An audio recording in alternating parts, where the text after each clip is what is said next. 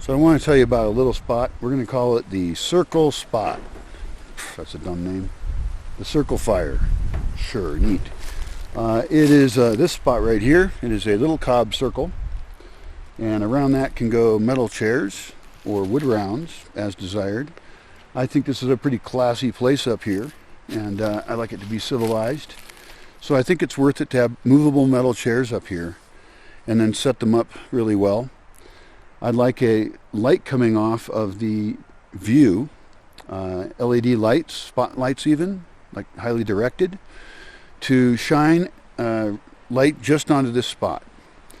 It's almost tempting to set up some kind of rig for lighting as if it was moonlight, you know, and then have a fire here. Maybe have a couple Swedish logs in a particular spot or two. Those could act almost like a tiki torch.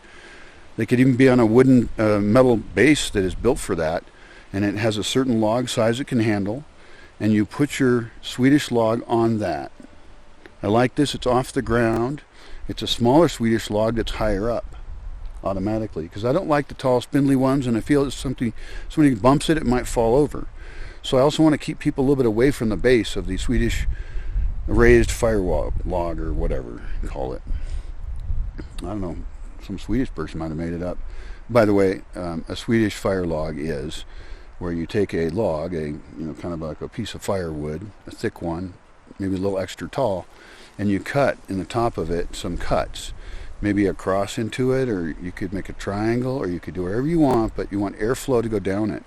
In fact, if you're really cool, I want to be cool, someone should do this, is you could cut a really wide variety of them in a few kinds of wood, even doing the same patterns in different kinds of wood, and then see which ones do better with what. Now, you can take that experiment far or keep it simple. Always keep it simple at first. Do 3 types and then burn them all on a special night. And I like to put resin in mine, and that's a little bit bad. It's really easy. It's good for getting it started, so put a little bit of resin in, it gets it started, and then there's nice airflow and it gets going. But you don't really want to have so much resin in there that it continues to have resin, because resin burns with kind of a black smoke that's unpleasant. And so what we really want is a nice, clean burning, probably oak, I would suggest. We don't cut a lot of oaks here, so I wonder, like, if one ever falls down or something, maybe I should really pay attention to that as a potential source of making really high quality Swedish raised fire logs. And of course, some people just use them on the ground anyway. But yeah, avoiding the big spindly ones, that would be a fun project. Could even be a Bosque product. If we really got them perfect. So if you light them, they keep lit. The problem is if they're too wide, or the temperature, this or the wind, there's a lot of factors that are affecting that fire you have no control over. So you're trying to make basically a log that's its own fireplace. Okay, so that's inherently a bit difficult. And I think it's worth maybe a little more thought into what we can do with it. I don't know if it would be useful to drill a deeper hole than we do, or I'm just not sure. I don't think any additives would be wanted. There are things you can add to fires that, like chemically make them have a different smoke, like copper and other things. But I don't think hanging around that as part of your fire is a great idea. Maybe it is. Maybe if you put one, in a spot where people weren't breathing that same air, and it had some copper in it or something, made it a green fire or whatever. I don't know what happens. And maybe it would be an amazing thing.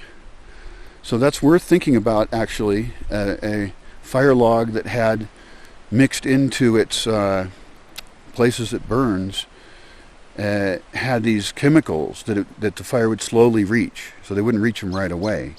And then maybe it would just kind of puff out a different color every now and again. That could probably be done. Essentially, as soon as like if you drilled in from the outside and you put these different chemicals in, right? And then you could either top that somehow. You'd probably top it somehow. I don't know how. And then you light the middle of the thing.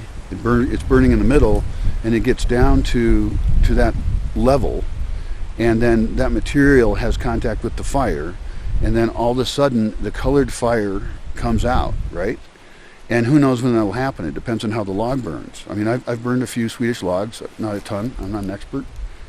But they're very pleasant, like a tiki torch, you know. We did it at New Year's, you know. I think I had 2 of them going.